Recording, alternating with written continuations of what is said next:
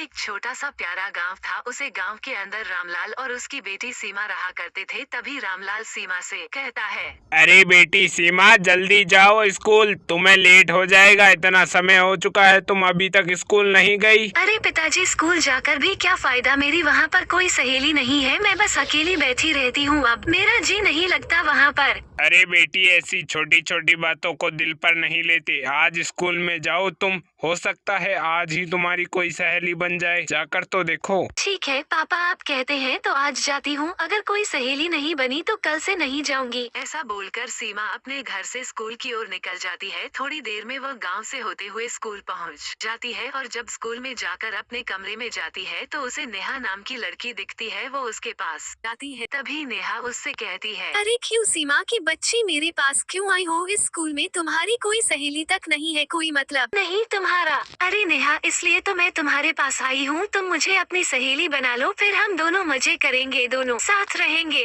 अरे हटो यहाँ से, तुम मेरी सहेली बनोगी। मेरी दूसरी सहेलियाँ मुझ पर हंसेंगी कि मैं तुम्हारी सहेली बनी हूँ।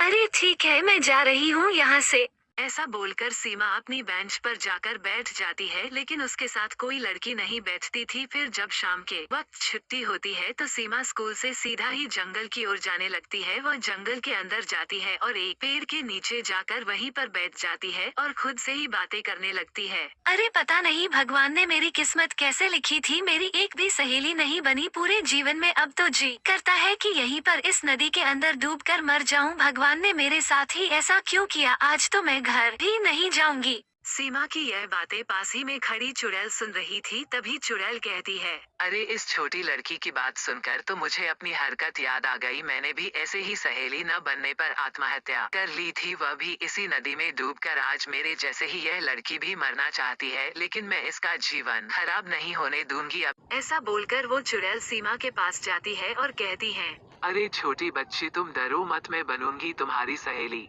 ऐसा सुनकर सीमा पीछे मुड़ती है तो उसे चुड़ैल दिखती है और वो कहती है, अरे बाप रे, ये चुड़ैल यहाँ पर कैसे आ गई? बचाओ मुझे कोई। अरे अरे डरो मत, मैं तुम्हारी सहेली बनना चाहती हूँ। तुम काफी अकेला महसूस करती हो ना? ऐसे ही मैं भी करती थी और मैंने अपनी जान दे दी, लेकिन मैं तुझे तेरी जान नहीं देने दूंगी। अगर तुम्हें किसी भी चीज की जरूरत हो तो तुम मुझे बुला देना, मैं प्रकट हो जाऊंगी। खैर अभी तुम जाओ अपने घर, तुम्हारे पापा इंतजार कर रहे होंगे।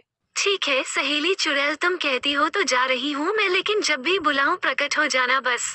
ऐसा बोलकर जंगल से होते हुए सीमा सीधे ही अपने घर आ जाती है और घर जाकर सो जाती है। फिर रात आती है और रात निकल जाती है। फिर जब सुबह होती है तो सीमा अपनी स्कूल के लिए तैयार होकर स्कूल पहुंच जाती है, लेकिन सीमा का रास्ता गेट पर ही नेहा रोक लेती है। तभी सीमा कहती है, अरे क्या हुआ नेहा, मेरा रास्ता क्यों रोक दिया? अब मुझसे क्या काम है, जाने दे मुझे। अरे सीमा नाटक मत कर, मुझे अपना टिफिन दे, मुझे काफी भूख लग रही है। मुझे आज तेरा टिफिन खाना है। नहीं, तुम मेरा टिफिन नहीं खाओगी। मुझे परेशान मत करो वरना मैं चुड़ैल को बुला लूंगी। तो तू मुझे डरा रही है? बुला ले, हिम्मत है तो चुड़ैल को। चुड़ैल तुम प्रकट हो, तुम मेरी सहेली हो, तुम मेरी मदद करो। तभी चुड़ैल अचानक से प्रकट होती है और कहती है, क्या हुआ मेरी छोटी सहेली, क्या तकलीफ हुई तुम्हें जो तुमने मुझे पुकारा? जल्दी बताओ। चुड़ैल सहेली, आपके पीछे जो लड़की खड़ी है वो मुझे परेशान कर रही है, आप उसे सबक सिखाओ। रुको मैं अभी सिखाती हूँ। ऐसा बोलकर चुड़ैल पीछे मुड़ती है और नेहा को वहीं पर जलाकर राख में तब्दील कर देती है। और फिर सीमा को जब भी जरूरत होती वो चुड़ैल आ जाती और वो दोनों और अच्छी सहेलियाँ बन जाती है।